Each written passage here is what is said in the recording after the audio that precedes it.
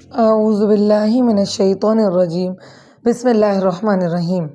آج کا جو سوال ہمارے پاس ہے وہ یہ ہے کہ جب ہم پیریڈس میں ہوتے ہیں اور ناپاکی کی حالت میں ہوتے ہیں تو اگر ہم قرآن سنتے ہیں یا پھر کہ کوئی پڑھ رہا ہو اور سجدے کی آیت آ جائے تو اب سجدے کا کیا حکم ہے؟ جس طرح نماز ان دنوں میں ساقط ہو جاتی ہے تو کیا سجدہ بھی ہو جاتا ہے؟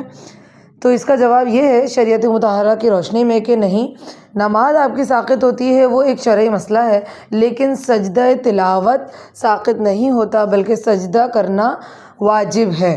تو اگر آپ قرآن سن لیتے ہیں ایسی کوئی آیت ان دنوں میں جب آپ کو نماز نہیں پڑھنی یا آپ ناپاکی کی حالت میں ہیں تو آپ اس کو جب نہا لیں گے اور پاک صاف ہو جائیں گے اس کے بعد اس سجدے کو آپ کو کرنا ہوگا۔ وما علینا